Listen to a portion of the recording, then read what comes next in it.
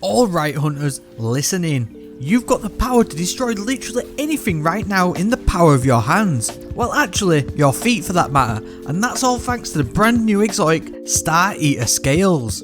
We've gone on about warlocks for far too long on this channel recently. It's now time for the jumpy ones to rise up and realise their true damage potential. Feast of Light is the intrinsic perk on this exotic, whereby you gain additional super energy from collecting orbs of power. When your super is full, picking up additional orbs overcharges your super, which when cast will create a burst of healing and a bonus to your super damage. At maximum overcharge, you also gain an overshield. The maximum overcharge you can get is a 4-time stack of Feast of Light, which only requires 4 orbs to collect, so it's super easy to do, and this is what we're playing with today, as simpler anything less won't do. At this max stack, your base super damage will do 60% more damage, as well as amplify any of your weapon damage for the duration of any supers that linger. Supers that linger, I hear you ask. What does this mean? Well, it means Tether, top 3 Nightstalker to be precise, with the Way of the Trapper.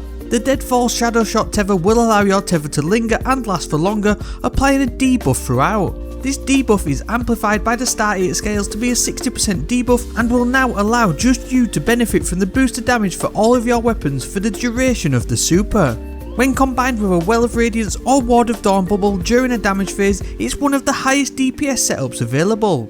But you can easily self-buff this on your own by jumping into a number of mods throughout the seasonal artifact. Argent Ordnance is available as a neutral mod this season at the cost of just wood energy, meaning you don't have to place it on any solar affinity armour. Readying or firing a rocket whilst charged with light grants increased damage and reload speed. Causing damage will consume 1 stack of charge with light. This mod also stacks up to 3 times to grant a 35% damage boost to rocket launcher damage. For the maximum impact in the short time the Tether is active though, the best rocket launcher you'll want to use is Truth. It's a weird choice to be honest, but the fact that this exotic can hold 3 rockets in one tube makes it super easy to fire off back to back to back for huge damage output. Chuck in a quick dodge reload and you've got another full magazine to unload with the huge damage buff. Taking charge and supercharge will allow you to get a 4-time stack of charge with light, meaning at least 4 rockets from Truth will deal maximum damage from the Godslayer Warheads perk. Make sure you chuck on Rocket Launcher, Scavenger, Finder and Reserve mods too, and remember that Scavenger mods are in the artifact currently at reduced cost.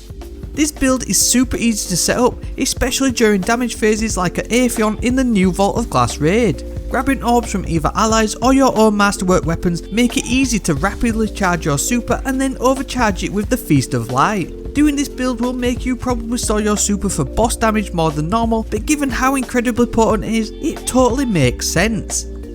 You can swap out Truth for any other rockets like Deathbringer or Two-Tailed Fox, but with the inherent slow reload without a dodge, you'll be lucky to get 3 shots off in total with this build specifically. I do have another setup with some different combos that's coming up later this week though, which will make certain other exotics an absolute must. I hope you're liking this more casual style of putting builds together for you to try out. There's a ton more to go through this season and we've only really scratched the surface here on the channel. So if you're new and enjoyed it, please stick around and subscribe, turn notifications on so you don't miss a beat. Also, hit the like button too, it's more helpful than you know and it's always greatly appreciated. That's it for this one though, so on that and as always, thank you very much for watching and I hope to see you next time.